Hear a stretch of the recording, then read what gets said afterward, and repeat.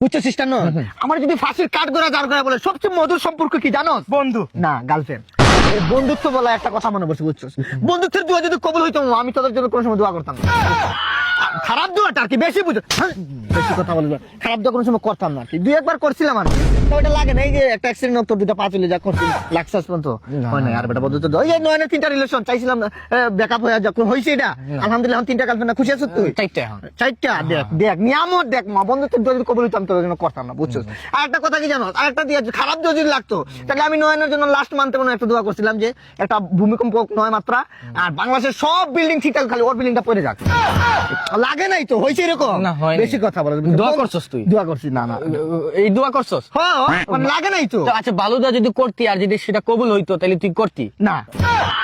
আচ্ছা যাই হোক, আমরা এখন আছি বন্ধুত্ব যে কথাটা যে বলছে হাতে টুইস্টটা কিন্তু দিছে। বন্ধুত্বের স্থানটা কোন জায়গায় কত? কোন জায়গায়? দেখ সর্বপ্রথম হচ্ছে মা বাবা, মা বাবা তারপরে জায়গা তোর মাস্টার, স্কুলের যে মাস্টার, শিক্ষকের স্থান। 3 নম্বরে হইলে তোমার উস্তাদ, উস্তাদের ধরতে হইব। 4 নম্বরে হইলে প্রতিবেশী, কারণ সমাজ নিয়ে তো চলাফেরা। 5 নম্বরে হইলে তোর এলাকার বড় ভাই, কারণ বিপদে একটা পড়বি তুই, বুঝছ না? বিপদে তো আগেই আসতে হইব না। 6 নম্বরে যে হইলে কি এলাকার ছোট ভাই, কারণ মায়াটা যে কোনো সময় কথা এটা নিয়ে পানি নিয়ে আনতে হইব তোরে ভাই। 7 নম্বর যে এলাকার যে কুত্তা আচ্ছা বাদ দে, বন্ধুত্ব স্থানটা বাদ দে, আর বাদ দে কুত্তার নিচে নিয়ে বন্ধুত্ব নিয়ে তোরা যেহেতু ডিপ ভাবে নিতেছ, তোরা একটা কথা বলি, বন্ধুত্বের প্রমাণ যদি দিতে হয় না, তোরা একটা খালি বেজালে পড়িস আর একটা মারামারি লাগে খালি আমার কল দিস। যদি সেই জায়গায় উপস্থিত না থাকি আমার, তুই আসবি? 100 বার আসবো। রাখি পাইবো? আসবো না, আমার বেজাল দেখতে ভালো লাগে, তো মারামারি দেখতে আমার ভালো লাগে।